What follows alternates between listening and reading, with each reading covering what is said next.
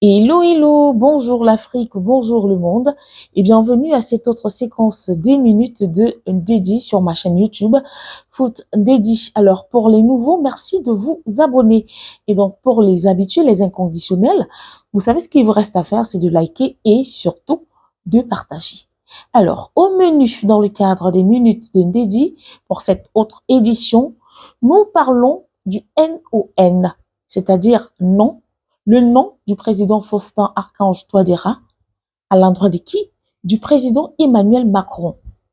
Le tout-puissant, entre guillemets, président Emmanuel Macron, le tout-puissant colon, le seul président de l'Occident qui pense dans sa tête à lui seul que l'Afrique est encore à l'époque coloniale, où il a encore le droit de donner des injonctions, de passer des ordres et que les chefs d'État et bien évidemment les peuples africains le suivent comme des moutons derrière un bélier.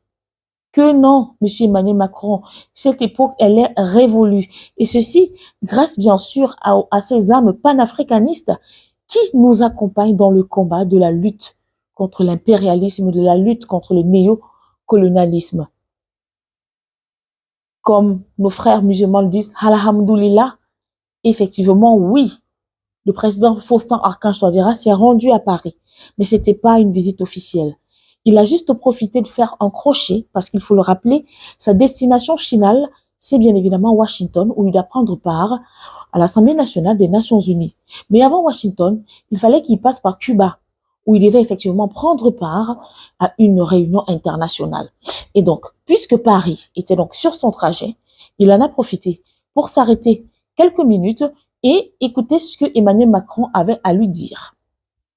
Il se trouve donc que, durant les échanges, Sieur Macron a demandé, est-ce qu'il a demandé, a instruit, voilà, au président Faustin Archange Touadéra de stopper, de suspendre de façon définitive ses accords de défense avec la Russie.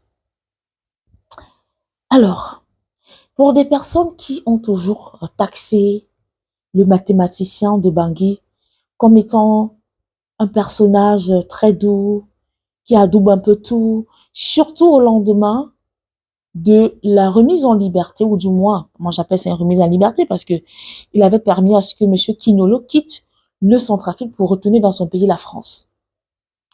Donc quand ça fait jaser, cette décision du chef de l'État a fait jaser un peu partout les quatre coins de l'Afrique, ont bougé en disant mais non, qu'est-ce qu'il fait? Pourquoi il a laissé partir ce monsieur? C'est un bandit. Il y a des preuves que c'était un malfrat français qui était sur le sol centrafricain.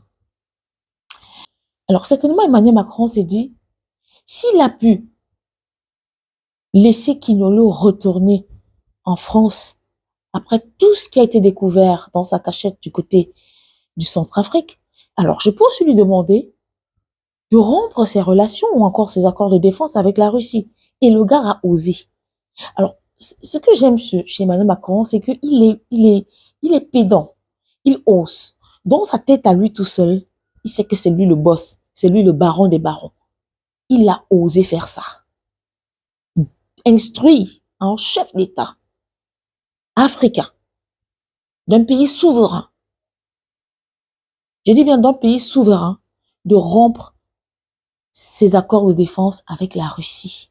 La Russie qui, dès son arrivée en République centrafricaine en 2018, a fait un ratissage large envers justement les rebelles, les groupes rebelles. On parle de la Séléka, tous ces groupes rebelles qui semaient la terreur du côté de la République centrafricaine. Et les paramilitaires russes ne se sont pas seulement arrêtés à traquer les rebelles. La relation est partie un peu plus loin. La formation des FACA, des forces armées centrafricaines, qui jusque-là ne parvenaient pas à contenir les rebelles.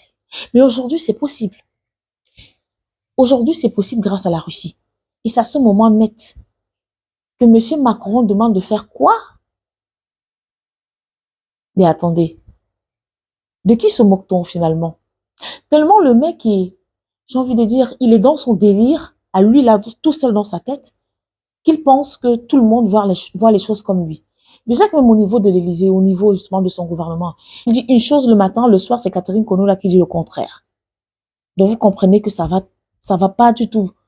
Les choses ne sont pas au beau fixe du côté de l'Élysée. Alors il faut se rabattre sur le continent africain. Dieu merci, de plus en plus nos chefs d'État, ils deviennent de plus en plus nombreux à adopter et surtout à adouber le panafricanisme. Et nous disons félicitations et bravo au président Faustin Archange Touadéra, parce que les médias mainstream n'ont pas présenté cet arrêt en France, à Paris, comme je viens de le faire, parce que pour eux, qu'est-ce qu'ils ont fait croire? C'était que Faustin va supplier, va faire ce qu'on appelle un mea culpa chez Emmanuel Macron.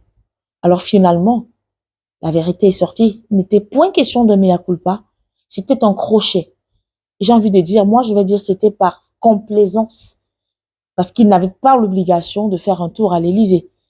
Vu que c'était sur son trajet, il a dit pourquoi ne pas en profiter au lieu de faire plusieurs voyages. Je fais la trajectoire, je m'arrête, il me dit ce qu'il a à me dire et je vais voir si cette tentative de recollage de morceaux entre la France et le Centrafrique peut être possible. Finalement, ça n'a pas été le cas. Ceci étant, nous devons nous attendre également à des suspensions peut-être, je le dis ainsi, des visas peut-être des étudiants centrafricains, comme ça a été le cas pour le Mali, le Burkina et le Niger, ou encore la suspension sur le plan culturel des artistes centrafricains du côté bien sûr de la France. Seul l'avenir nous en dira plus. Mais en attendant, bravo, président Faustin Archange Touadéra.